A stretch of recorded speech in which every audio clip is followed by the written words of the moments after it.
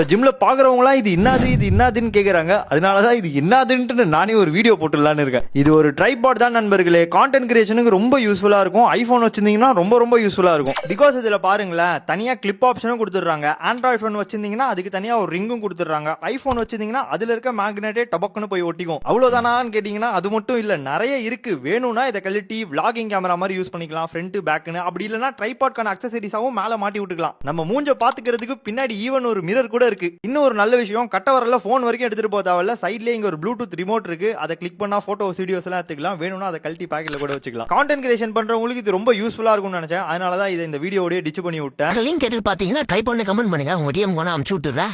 இன்னைக்கான வீடியோக்குள்ள போலாம் வாங்க. வணக்கம் வாலிபர்களே. நம்மளோட 30 நாள் உடம்பு மாத்திர சேலஞ்சில் இன்னைக்கு நாள் 11 அன்பாக்சிங் இருக்கு. இல்ல முதல் வேலையா மாராக்கு பிரேக்ஃபாஸ்டும் லஞ்சும் செஞ்சு ஆல்ரெடி ப்ரிப்பேர் பண்ணி வச்சாச்சு. ஜிம்முக்குள்ள நான் போகணும்னா அந்த நவீன மிஷின்ல நான் நல்ல மூஞ்ச காமிச்சாதான் ஓபன் ஆகுது. 200 mg கெஃபைனை தாண்டியும் ஒரு கவலை என்ன ஹிட் பண்ணி இப்படி உட்கார வச்சுச்சுன்னா அது என்னவா இருக்கும்னு கீழே சொல்லுங்க பார்க்கலாம். ட்ரெயின் பண்ணி பாக்குறப்ப கொஞ்சம் வெறும் வயித்துல இருந்தாலும் எனக்கு எனர்ஜியே இல்லை. அதனால இருக்கிற ஸ்டாட்டிக் ப்ரோக்ரஷன் மட்டும் பண்ணிட்டு கிளம்பிட்டேன். போன உடனே ஒரு நல்ல தலைக்குளியல், யாராவது முட்டை சொன்னி வச்சிருந்தாங்கன்னா அது கேன்சல் ஆகிறதுக்கு. இன்னில இருந்து என்னோட கர்ச்சீஃப், டவல், சாக்ஸ் இந்த மாதிரி குட்டி குட்டி ஐட்டம்லாம் நானே சுடுதண்ணில் துவச்சு காய போட்டுலான்னு இருக்கேன். வாஷிங் மிஷின்ல போட்டா அது நம்ம கிட்ட திரும்ப வர மாட்டேங்குது, எங்க போகுதுன்னே தெரியல. வரப்ப இந்த மாதிரி இவன் பதுங்கி படுத்திருந்தாலே எங்கேயோ பிம்பிளிக்கா வேலை பார்த்திருக்கான்னு தான் அர்த்தம். மாப் எடுத்து அதை தொடக்கலான்னு பார்த்தா டமால்னு ஒரு பள்ளி எகிரி கவிதா உழுவுது.